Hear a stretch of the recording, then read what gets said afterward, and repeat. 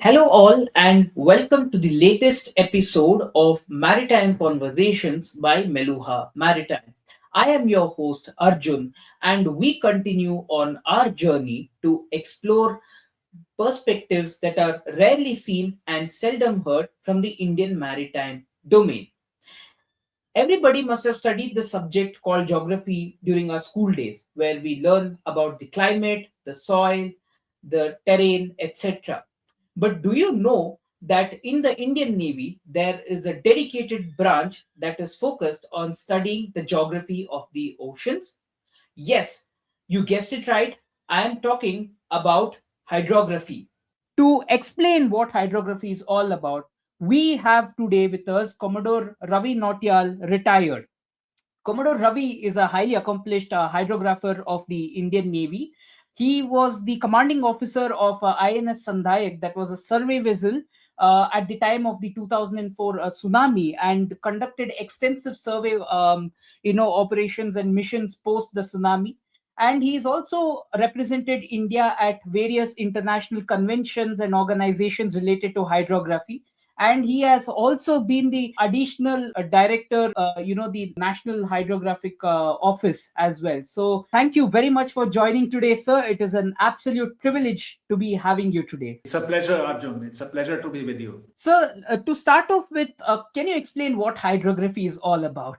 Well, hydrography is basically the study of underwater physical features, basically for mapping and measuring that to aid safety of navigation of ships which are moving on top. And we also study the seabed. We also study the coastline. Basically, all this goes together to make a nautical chart which is used for navigation by ships.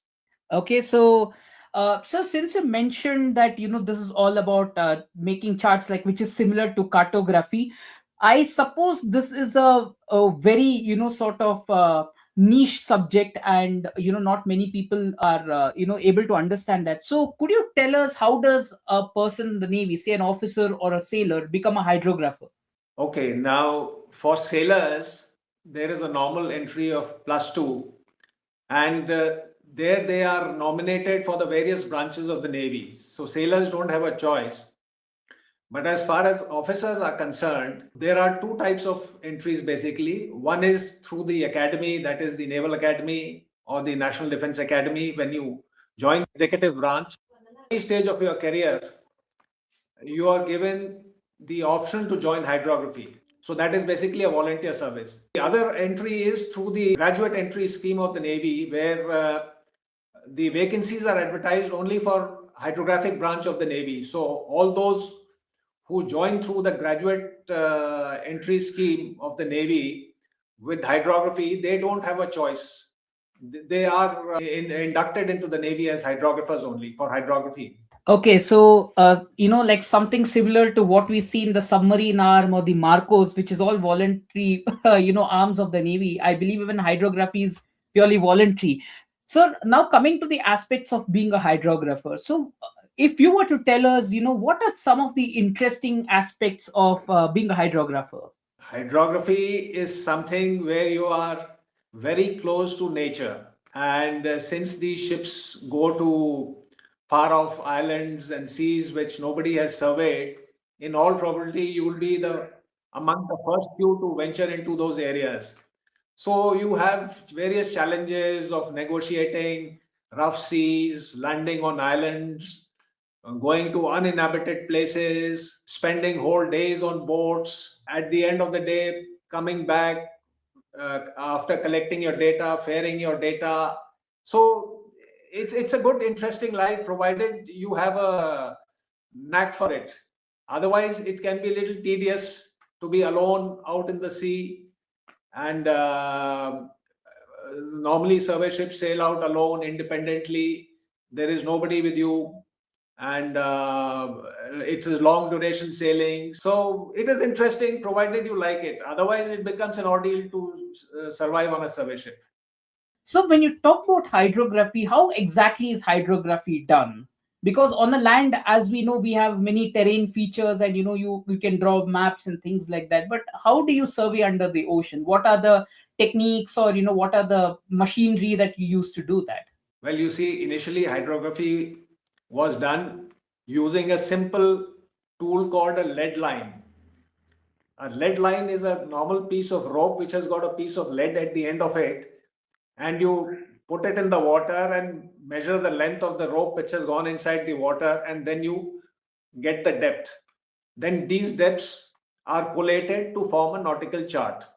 But over a period of time, with advancements in technology, now you have got very advanced systems to measure the seabed and the depth over it.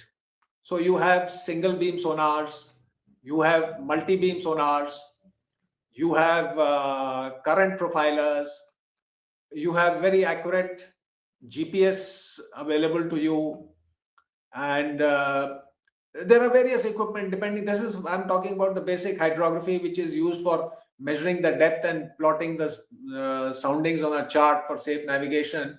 But if you go a little deep into it, there are more things which you do, like for example, taking samples from the seabed to understand the chemical composition.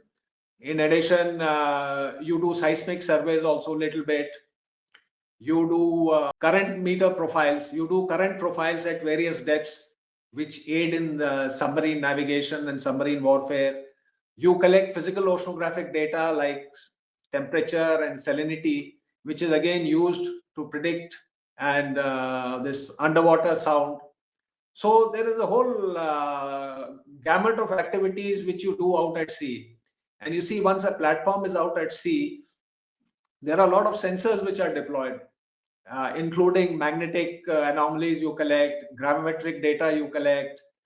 And though hydrographers don't use it directly, but they are sent to the respective organizations where they can process it further. So, since you spoke about seismic activity, let us come to one of what we can consider, as one of the important chapters of hydrography in India, that is the 2004 tsunami.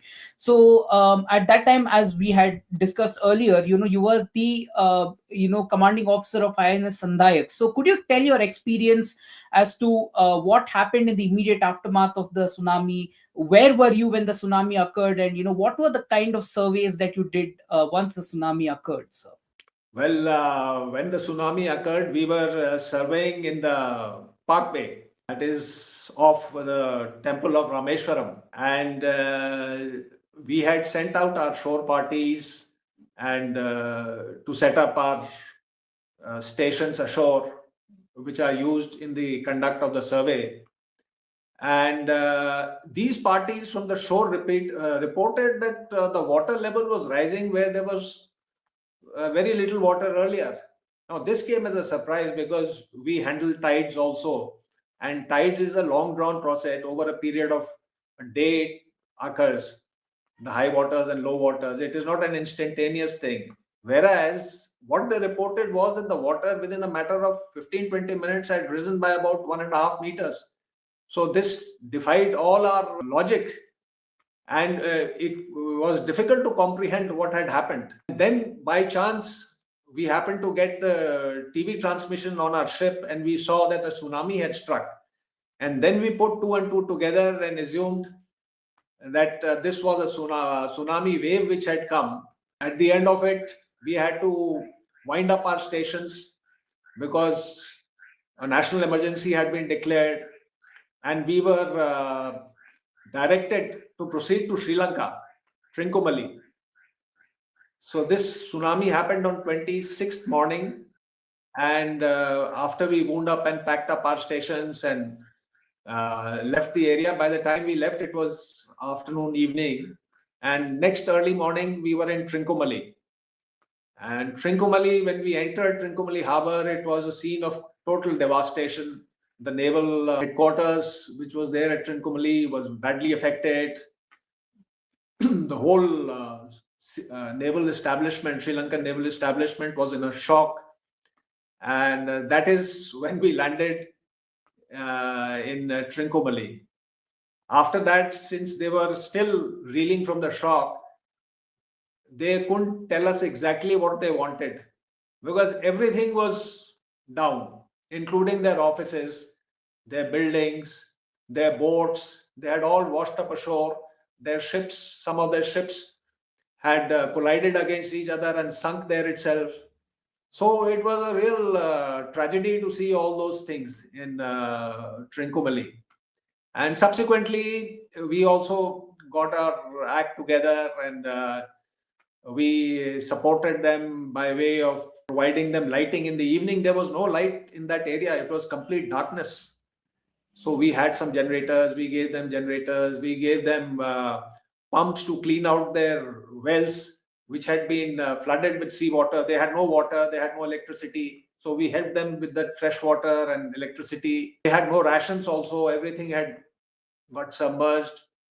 And we provided them with rations. We set up a medical camp, treated those people. We were there for about 4 or 5 days. And during that period, we had the privilege of hosting the Prime Minister of Sri Lanka, who came personally on board to thank the Indian government for the help that India was providing to the Sri Lankans. It was trying times for everybody. Well, sir, that surely sets into perspective, the kind of role the Navy does, during peacetime, such as aiding disaster management, which we can call as some of the benign roles of the Navy, if that's the right way to put it. Sir, apart from the tsunami itself, could you tell a bit about any other, interesting memories or recollections from your service as a hydrographer? Well, there have been a lot of incidents which are quite memorable. You see, on the west coast of India, the range of tide is very high, especially around Gujarat, about 5 meters plus, 5 to 6 meters. And when we are collecting the soundings in a boat using an echo sounder, and you are going towards the shore, the water depth is around 5 meters, which is more than enough for a boat. Even a ship can go in 5 meters of water. But when the tide recedes, areas up to 5 meters, they become like sand dunes, sand beaches, and the water recedes about 2 to 3, 4 kilometers. So we have had so many incidents where our boat has beached and the water level has receded 3 kilometers away.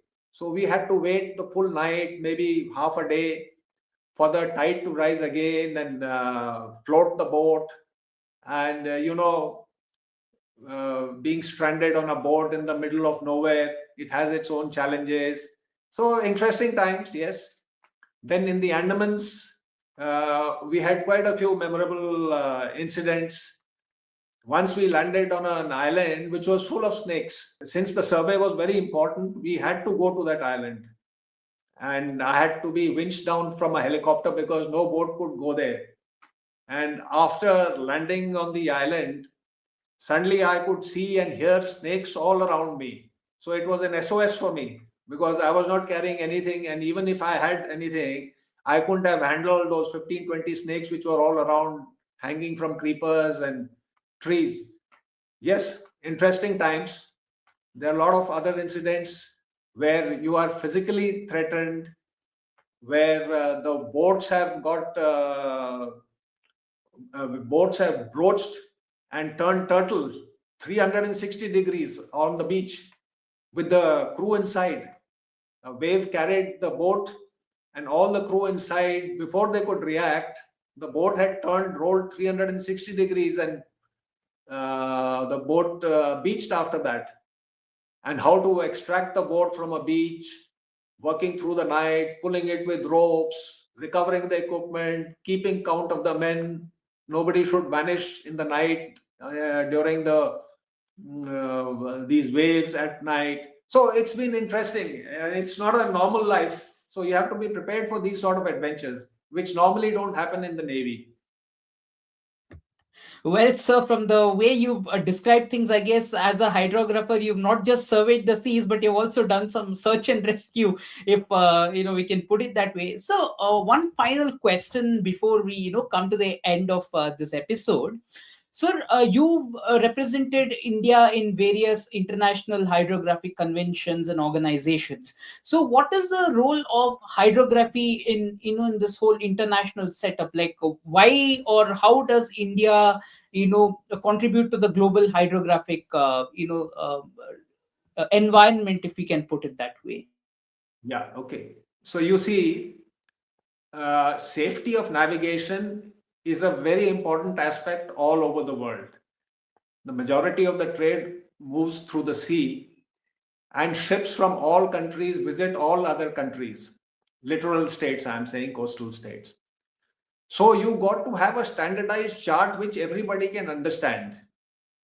You cannot have a chart which is got some peculiarities which are along the Indian coast. Suppose a ship from South Africa or Europe comes to the Indian waters, he should be able to read the chart correctly and get all the information out. That chart should have everything as per the standard protocol. To set the standard protocol, you have an international hydrographic organization which is based in Monaco. They define the standards, they define the parameters on how to collect the data, how to ensure the quality of data is valid, then how to print the charts. Now we have electronic navigational charts, what should be the format of the electronic navigational chart, how data should be exchanged between various countries. So, to standardize all these things, you've got to have a central organization which has been established in Monaco and is known as the International Hydrographic Organization. Now, they have divided the world into various areas and given the responsibility to nations who have the hydrographic capability to conduct surveys in those areas. So India has got a huge coastline. India has got a lot of big continental shelves, and therefore India is responsible for surveying the waters around, not only around the Indian coast, but little far out into the sea also. And this is basically to ensure continuity of the navigational charts so that people don't get confused. Somebody who's coming from Muscat, if he enters Indian waters, he has seen a different chart in Muscat. Now he's confused with the symbols on the chart. He's confused with the soundings on the chart, whether it is from the seabed or whether the tide has been applied to it. And maritime disasters are extremely environmentally dangerous. So, to ensure that the ships navigate safely, you have a standardized system which is controlled by the IHO, International Hydrographic Organization. Well, sir, that says a lot about the kind of work hydrography does. It is not just for, the consumption of the Indian Navy, but also for the greater good of the entire maritime world. And that, is really, provides a holistic picture regarding why hydrography is there and why it is important, even if many people don't know about it. Let me add one more thing, that hydrography is the only branch of the Indian Navy which earns revenue, because you charts that we make, though it is a service provided to the Indian Navy, but for others it is a paid service. So anybody who comes to India has to buy Indian charts and Indian navigational publications, which are all made by the National Hydrographic Office, Dehradun. So it's a revenue earning arm of the Indian Navy. And secondly, it does not discriminate between a merchant ship and a warship. You see, the standard chart, which is used by, say, a super tanker drawing a draft of 10 meters, and the same chart will be used by our missile boats, by our corvettes, by our frigates, by our destroyers. Of course, the Navy gets an added layer of information which is not required for the normal navigation, which helps in their tactics, etc. So you have special charts which are made for submarines. You have special charts which are made for the amphibious ships, which are when they beach. And it's a whole, there are a large variety of charts and data which is compiled for various users. Now even small chartlets are made for people who are navigating in small yachts. They also get to use that same data, of course in a different format. In they don't use a normal navigational chart. They have various softwares now, but the data that is provided to them is that which is collected by the Indian Navy. And one more thing before I finish on this subject is that the National Hydrographic Office is the nodal organization for conducting surveys in India. So anybody who wants a hydrographic survey in India has to approach the National Hydrographic Department. So what we do is we call the stakeholders, they give their requirements. Suppose a new port is coming up, they want a chart because a new port cannot operate without a chart. So all these requirements are collated at the National Hydrographic Office. They are prioritized according to the survey assets that we have, the number of ships available. And then the ships are tasked with these jobs for the full year. It is yearly tasking. And the survey season begins on the 1st of October after the monsoons and continues till about 30th, 31st May. So that is the survey season. So it's a very hectic life where surveys are undertaken, and in between you might have some requirement of some port or some cyclone occurs. You have to clear that harbor, so survey ships go there also. And then they also undertake, as you said, humanitarian aid and disaster management exercises. So it's a whole gamut of activities that survey ship takes in addition to doing hydrographic surveys. Absolutely, sir. Because the way you have explained this, as most of us know that hydrography is something that most people are most enigmatic to.